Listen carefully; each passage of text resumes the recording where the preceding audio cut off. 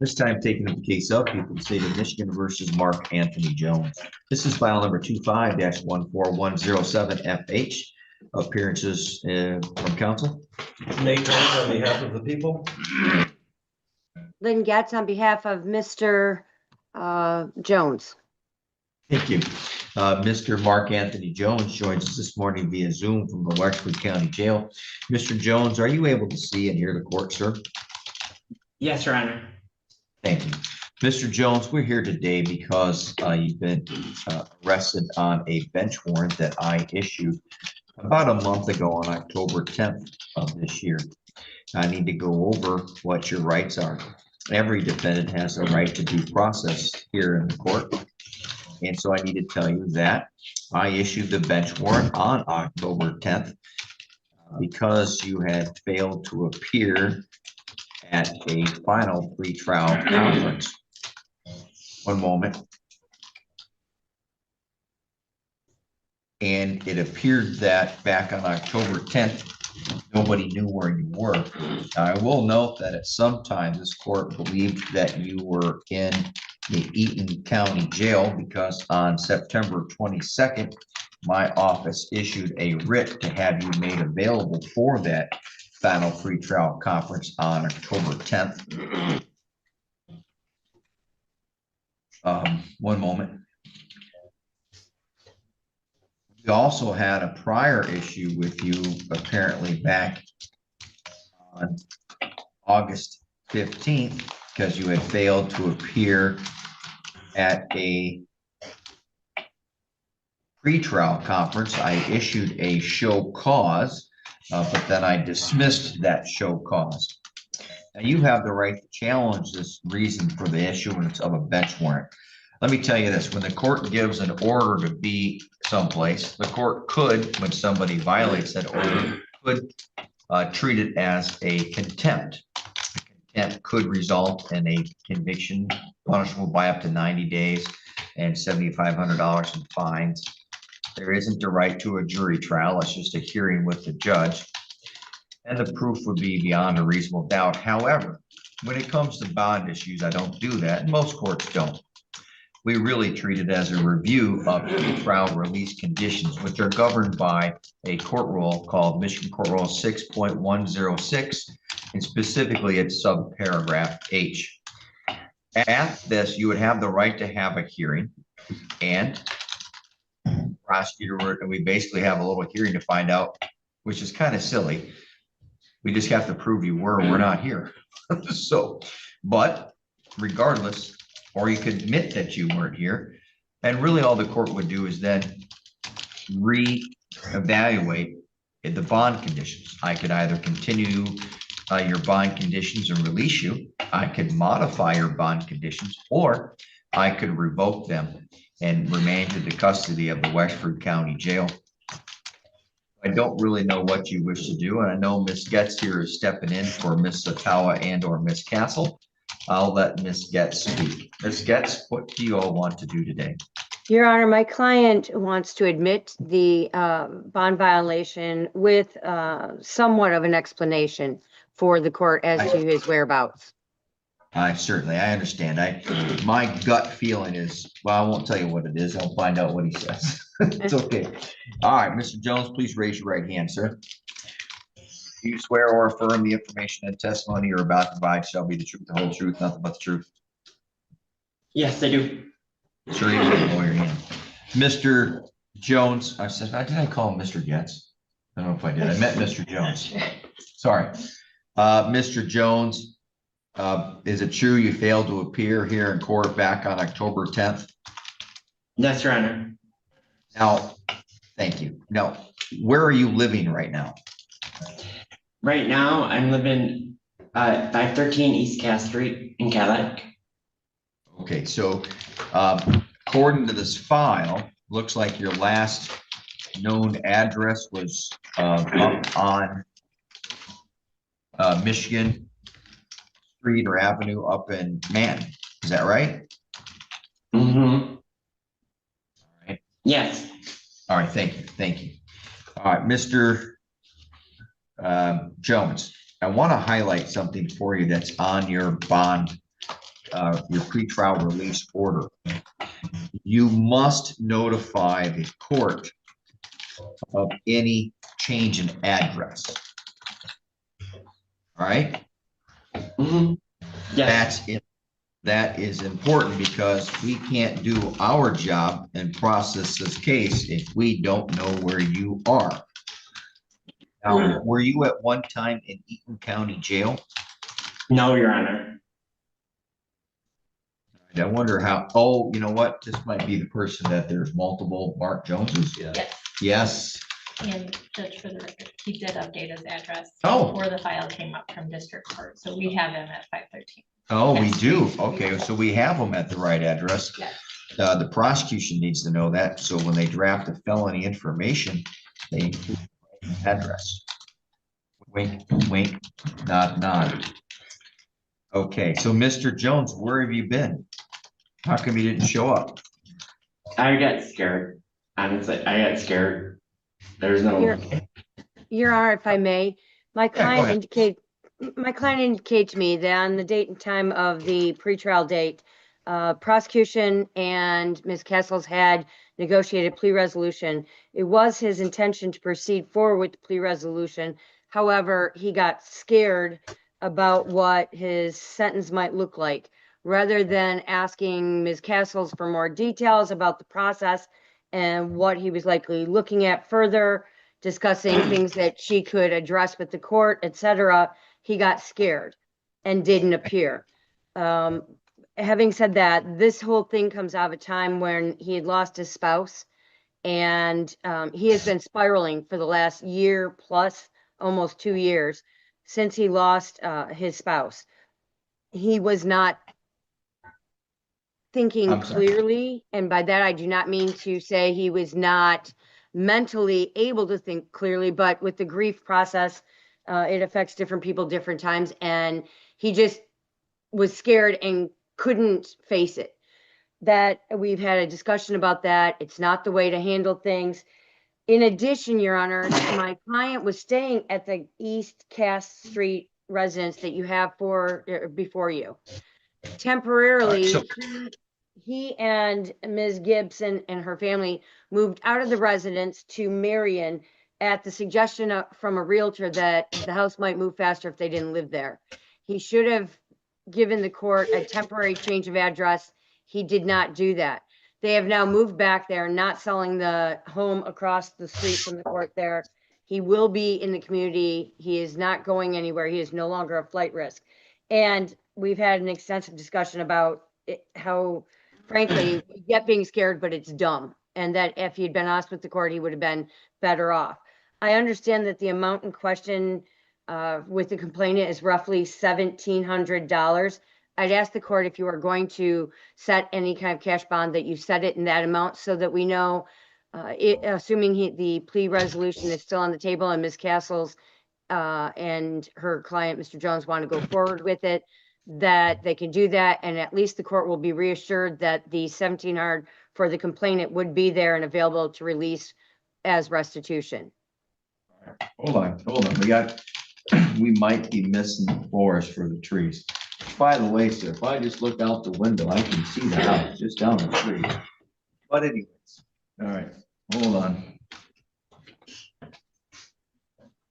Okay, now, Miss Getz, one question here that I got, I'm sorry, actually I got a lot of others, is, and you've already raised it without asking, do we still have a pretrial offer? And what was that? If he pleads guilty to count one, we'll dismiss the habitual second offender notice. All right. So, Ms. Getz, does Mr. Jones, now that you know that that offer is still available, does he wish to enter a plea today? Your Honor, I did not specifically ask him that, so I would have to defer to whether he's ready to proceed directly Okay. to my client. Now, hold on. I can let you go talk to Mr. Jones. That But would be, Yep, but before you do, I need to let you all know something else. Mr. Jones apparently also has a new charge for which he's about to be arraigned on today in the 84th District Court here next door. And that is for a charge of embezzlement. I don't know what that amount is, whether it's a felony level, but apparently he's about to be arraigned on that.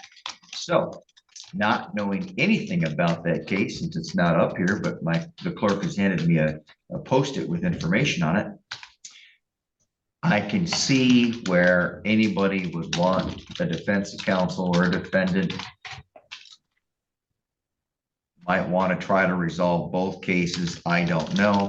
However, if he does, and here's another thing, because if you talk to him and he does want to resolve this case, I could, if depending on whatever happens the other case, I would hold on to the plea.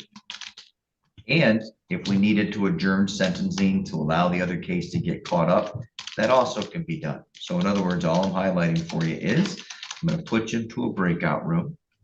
You're going to see what Mr. Jones wishes to do. You now know he has another charge in the next court. And you know today he could, if he chooses, and I don't know anything about it, so I don't have any position, he could plead to this case today. And that, by the way, is going to help me decide what to do with the defendant on bond, especially if I find out that he has a job and is working. Mr. Jones, do you have a job at all? Not currently. Thank you. All right, Ms. Getz, I'm going to put the two of you to a breakout room and you come back once you're ready. Thank you. Yes, ma'am. Thank you. All right, so we're going to recall the case now of People versus Mark Anthony Jones. Again, it's file number 25-14107FH. Mr. Carnes is still here on behalf of the people. Rejoining me via Zoom is the attorney Getz. And Ms. Getz, it takes a minute for the Zoom to bring back. Oh, there he is. And Mr. Jones joins us now via Zoom from the Wexford County Jail. All right, Ms. Getz. What's going on? What's the update? At this time, my client wishes to avail himself of the plea offer, and he may well be asking the court to set the sentencing date out a bit so that his other case can also catch up. All right. Any objection to proceeding that way, Mr. Carter? No, Your Honor. Okay. All right. Mr. Jones, is that how you wish to resolve at least this file today, sir? Yes, Your Honor. Thank you. Please raise your right hand, sir. Swear or affirm that the information and testimony that you're about to provide shall be the truth, the whole truth, and nothing but the truth, sir. Yes, Your Honor, I do. You may lower your hand. All right, Mr. Jones, looking back on the date of this alleged offense, which was March 21st of this year, were you on probation, parole, or bond anywhere at that time? All right, let me do it this way. Were you on probation, reporting to a probation officer anywhere? No, no. All right. Were you on parole, which means you were let out of prison and you were No, being watched? All right. And so then were you on bond? Like you had another case going on, but you hadn't been convicted? All right, good there. So the answer is no to all three. We're good there now. That's important because if you had been, there could be a lot of other bad things that could happen here. So we're good. So far, no reason to be scared of me yet. I stand up and show you that I do not have a tail, but then I would be potentially exposing myself on Facebook, and we are kind of, or not Facebook, what is this called? YouTube. Thank you. Zoom and YouTube. All right. Thank you. Mr. Jones, you are currently charged here in this file with a single count. Now that count is illegal use or sale of a financial transaction device. That is a felony punishable by up to 4 years and or up to $5,000. Now, there's also a second habitual felony offender enhancement. That means that if you're convicted with that enhancement here, the court, within its discretion, could sentence you up to, instead of up to 4 years, it could be up to 6 years. Instead of up to $5,000, it could be up to $7,500. However, I'm told today that if you plead guilty to the single count, one, the prosecutor will dismiss the second habitual enhancement. I get that right, Mr. Carnes? That's the upper yard. Thank you. Which means you'd only be facing the single count of a felony punishable by up to 4 years and up to $5,000. Now, if you plead guilty, You'll not have a trial of any kind, and you will be given up certain rights that you would otherwise have at a trial. That includes the right to be tried by a jury, the right to be tried without a jury if you chose, the court and the prosecutor consented, the right to be presumed innocent until proven guilty, the right to have the prosecutor prove beyond a reasonable doubt that you are guilty, the right to have the witnesses against you appear at trial, the right to question and cross-examine those witnesses presented against you, the right to have the court order any witnesses that's for your defense to appear at trial, the right to remain silent during the trial, the right to not have that silence used against you, and the right to testify at a trial if you're to choose to testify. Mr. Jones, do you understand those rights? Yes, I do, Your Honor. And you understand that if you plead guilty in a minute, and I accept that plea, you will be forever waiving those rights, at least only as they apply to this particular case. Yes, Your Honor. Additionally, any appeal as to the conviction and sentence given pursuant to this pretrial agreement would be by filing what's called an application for leave to appeal and not a claim of appeal by right. Furthermore, any appeal, you may be given up the right to appeal issues that would otherwise only be appealable if convicted at a trial. Also, you'll be given up the right to claim that the plea was a result of some promise, some threat or inducement not told to me today on the record. Other than the terms of the pretrial agreement that I just went over, Mr. Jones, has anyone made any other promises, threats, expressed any duress or coercion toward you to get you to plead guilty that you haven't told me about today? No, Your Honor. You mentioned the plea today of your own free choice, Mr. Jones. Yes, Your Honor. Now, Miss Getz or Miss Castle or Miss Satawa, any one of the brilliant defense attorneys there that probably talked to you about Michigan sentencing guidelines and probably tried to give you an idea as to what the court may sentence you to. These too many twos there.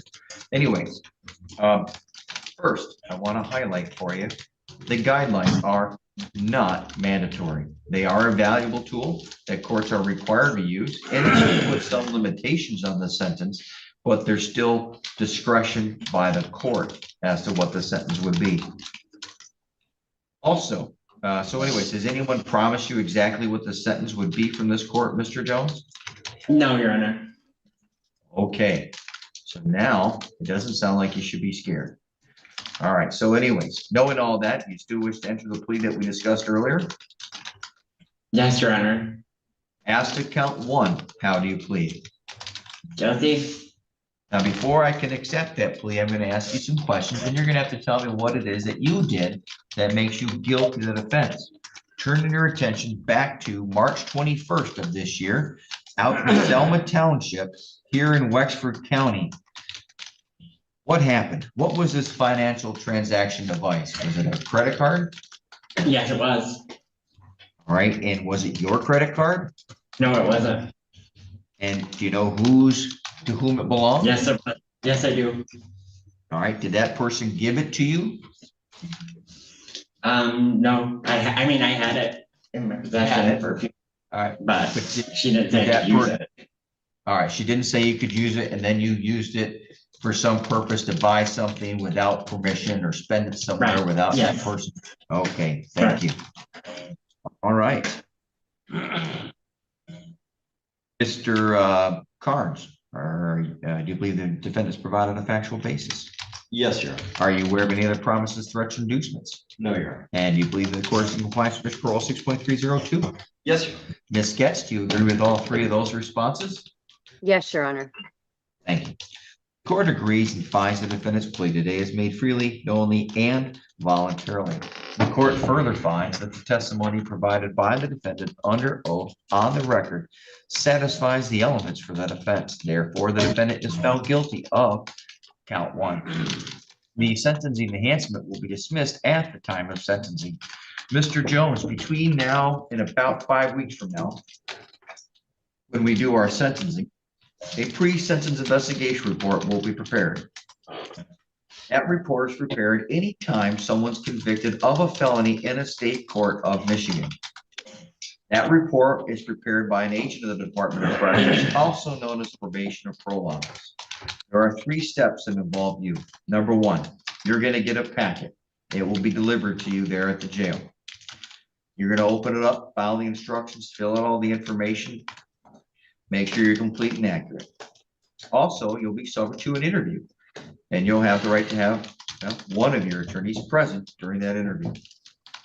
Also, your attorney is going to need to be able to go over that report with you prior to coming back to court for sentencing. So they need to know where you are. They need to know your phone number. They need to know your address. All right, because they've got to contact you because they have to go over it with you because each one of the attorneys gets to come back. Well, sorry, one of your defense attorneys and the prosecutor get to come back and say, hey, judge, we've got objections. We need to make a correction. Something in there is not right. And they need to, that's why they need to meet with you and go over it. Do you understand? Yes, I do, Your Honor. Now, when this report is prepared, it's going to include information about you, prior criminal history, how you performed on probation, how you performed on bond. It's going to include a scoring of the guidelines, and it's going to make a recommendation as a sentence. I want you to know that whatever it says regarding the guidelines and the recommendation, it's strictly that, just a recommendation. As it is the judge alone, the court alone, that will set the sentence. Okay, do you have any questions about what we have done today, Mr. Jones? No, I don't, Your Honor. And Mr. Carnes? All right, so now we've got a question about what does the court do with the defendant on bond? He has been convicted of the offense. It is a felony. We have had some issue with him appearing. I can either turn him on bond, modify the bond, either forfeit the bond, or we, I don't know. He's earning credit. Do you have any idea what his guideline range was, Mr.? Yes, Your Honor. Or what you believe it to be? 0 to 6 on this offer. All right. Okay. Thank you. Your position? Your Honor, given the failed to appear, I think a remand is appropriate. Okay, thank you. All right, Ms. Getz, what do you think we should do today with, or what do you think I should do today with the defendant? Your Honor, I understand the court's frustration, and he didn't get, for whatever reason, his notice to show cause and appear as he should have. And having spoke with him, I understand why. He was afraid. You have now reassured him that, he has no reason to be afraid of the court.